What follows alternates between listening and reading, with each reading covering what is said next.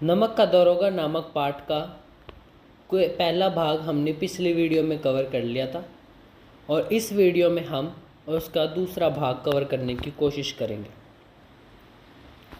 कह रहा है, जाड़े के दिन थे और रात का समय। नमक के सिपाही चौकीदार नशे में मस्त थे, मतलब गहरी नींद में सोए हुए थे। मुंशी वसीधर को यहाँ आए अभी 6 महीने से अधिक न हुए थे।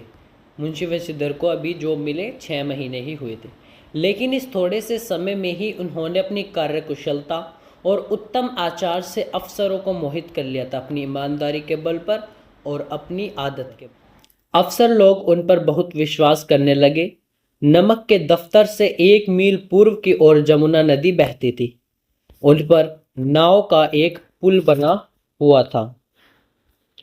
दारोगाजी किवाड़ बंद किए मीठी नींद से सो रहे थे। अचानक आंख खुली तो नदी के प्रवाह की जगह गाड़ियों की गड़गड़ाहट तथा महल्लों का कोलाहल सुनाई दिया। मतलब नदी के चलने के, पानी चलने के शोर की जगह थोड़ी गाड़ी की आवाज आने लगी। इतनी रात गए गाड़ियां क्यों नदी के पार जाती है? सिपाही सोचने लगे, अवश्य कुछ न कुछ गोलमाल है। तर्क ने भ्रम को पुष्ट कर दिया। वर्दी पहनी, तमंचा जेब में रखा और बात की बात में घोड़ा बढ़ाए हुए पुल पर आ पहुंचे। गाड़ियों की एक लंबी कतार पुल के पार जाती दिखी। डांट कर पूछा, किसकी गाड़ियां हैं? किसकी गाड़ियां हैं? ये बात मुंशी वसीधर पूछ रहे हैं। थोड़ी देर तक सन्नाटा रहा। आदमियों में कुछ कानाफूसी हुई। तब आगे वाले ने कहा, पंडित अलोपदीन की। कौन पंडित अलोपदीन? मुंशी वशीधर ने पूछा। दातागंज के रहने वाले। मुंशी वशीधर चौके। पंडित अलोपदीन इस इलाके के सबसे प्रतिष्ठित जमींदार थे, मतलब कारोबार अच्छा था। लाखों रुपए का लेन देन करते थे। इधर छोटे से बड़े कौन ऐसे थे जो उनके ऋणी ना हो, मतलब कर्ज देते थे। व्यापार भी बड़ा लंबा चौड़ा था। बड़े चलते पुर्जे आदमी थे। अंग्रेज अफसर उनके इलाके में शिकार खेलने आते और उनके मेहमान होते। 12वां मास सदाव्रत चलता।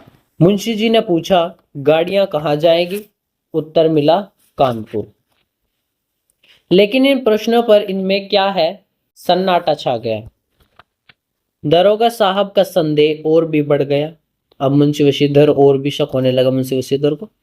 कुछ देर तक उत्तर की बाट देखकर वह जोर से बोले, क्या तुम सब गूंगे हो गए हो? डांट कर बोला, हम पूछते हैं इसमें क्या लदा है?